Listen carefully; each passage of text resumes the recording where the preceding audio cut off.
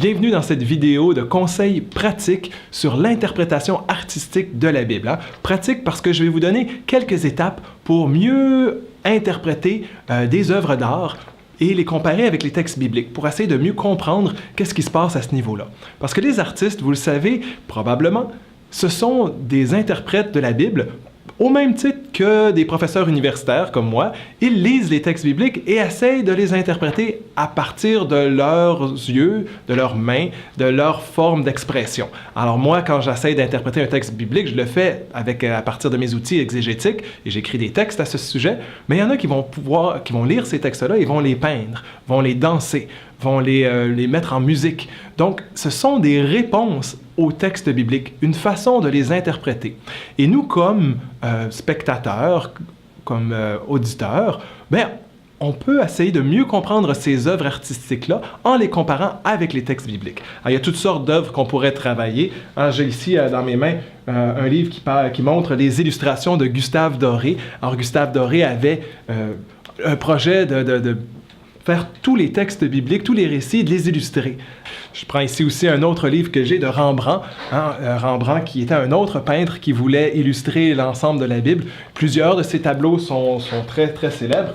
Entre autres, j'en trouve un ici, le fameux Fils prodigue.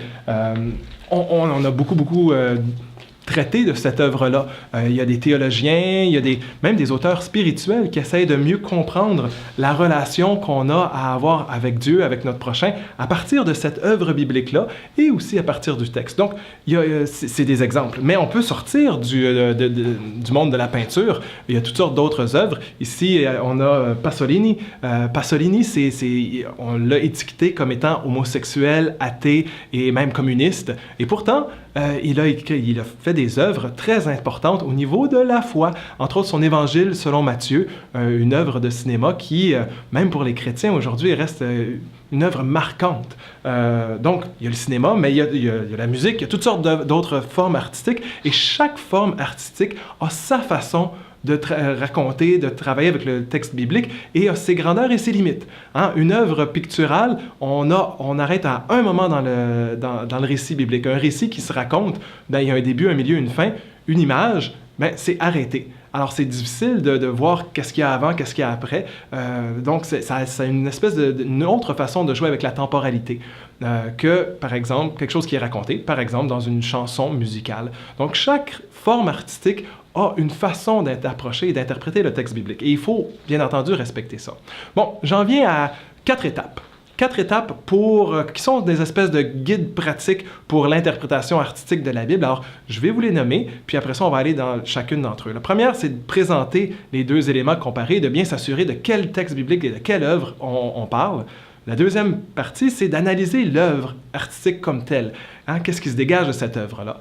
Après ça, l'analyse du texte biblique comme tel, et finalement, l'interaction entre le texte et l'œuvre biblique. Donc, pour la présentation, c'est assez simple, mais c'est important.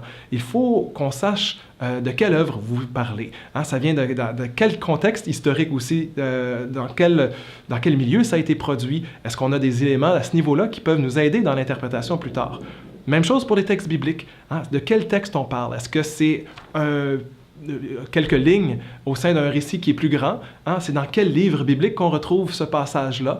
Alors donc, de dire de quel verset on parle, de quel récit, dans quel livre, pour essayer de situer et le texte et situer l'œuvre dans leur contexte respectif. Bon, deuxième étape, là on commence à s'amuser un petit peu plus, c'est d'essayer d'analyser l'œuvre artistique. Alors, par exemple, pour une œuvre visuelle, on peut décrire les personnages, le décor, l'arrière-plan, les gestes de ces personnages-là, comment est-ce qu'ils sont cadrés? Est-ce qu'il y a un zoom sur leur visage ou au contraire, ils sont très loin?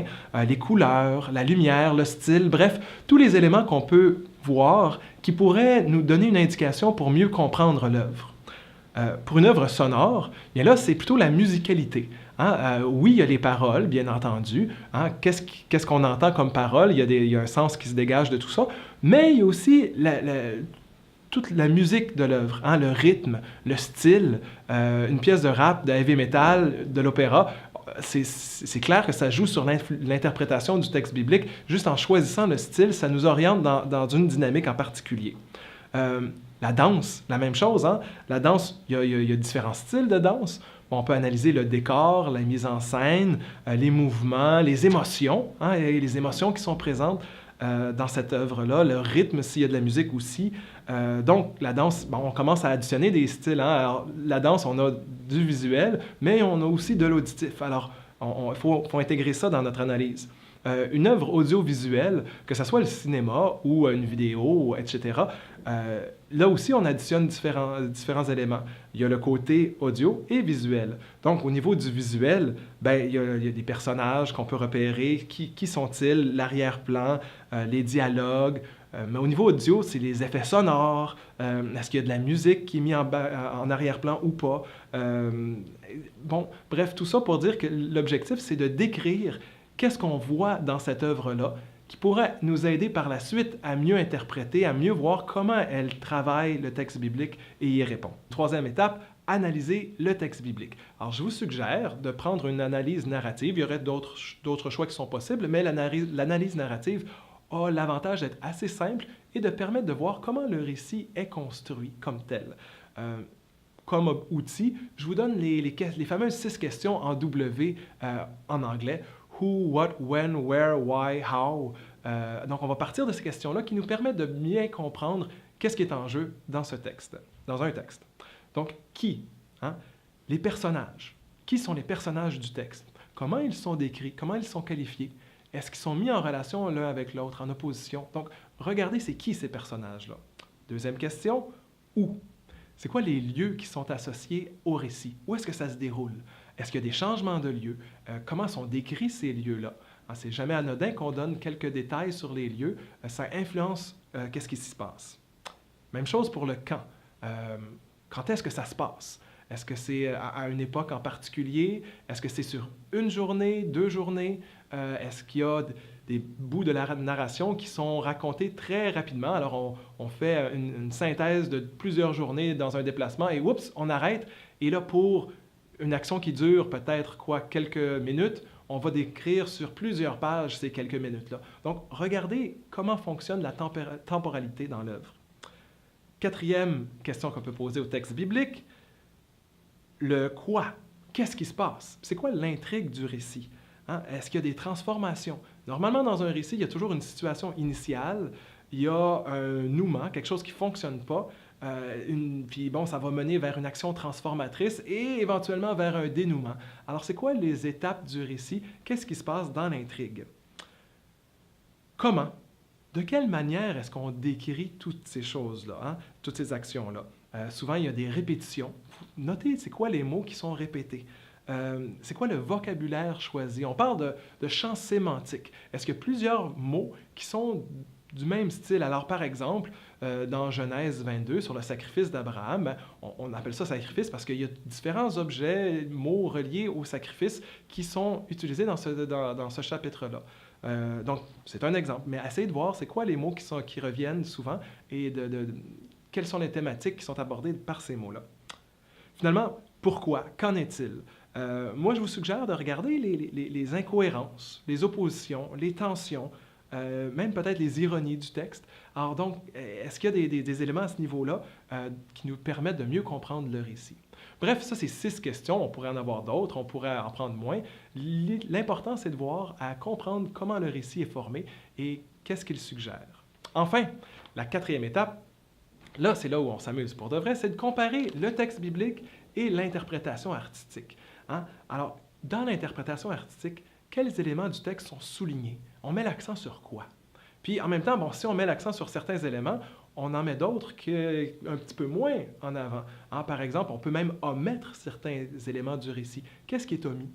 Peut-être qu'il y a des éléments qui sont ajoutés, des choses qui ne sont pas dans le texte biblique du tout, mais qu'on retrouve dans l'œuvre. Et dans tout ça, l'important, c'est de voir comment est-ce que l'œuvre artistique interprète le texte biblique. Comment qu'elle lui donne sens, comment qu'elle lui donne vie. Quels sont les objectifs qu'elle semble avoir? Par exemple, certaines œuvres essaient de montrer comment ça s'est passé. Hein, comme si on avait une image de qu'est-ce qui s'est passé il y a 2000 ans, puis on essaie d'être le plus fidèle à l'origine possible. D'autres, au contraire, vont avoir un objectif de d'inculturation, d'essayer de montrer les récits bibliques, mais dans la culture actuelle de l'artiste. Alors, ça donne des résultats très différents. Des fois, dans cette comparaison-là, on peut voir qu'on essaie justement d'être le plus fidèle possible, mais à l'opposé, peut-être qu'il y a une adaptation qui pourrait même être ludique, voire satirique. Moi, j'aime beaucoup The Brick Testament. C'est tout un site web, il y a des livres sur ça, avec la Bible illustrée par des Legos. Alors, on a des images assez enfantins, de textes bibliques, mais en même temps, ça souligne toujours les éléments qui causent problème avec la sexualité, de la violence. Donc, il y a comme une dichotomie entre ces images pour enfants et le contenu qui est clairement pour adultes, et on regarde le texte biblique avec beaucoup de questions là-dedans.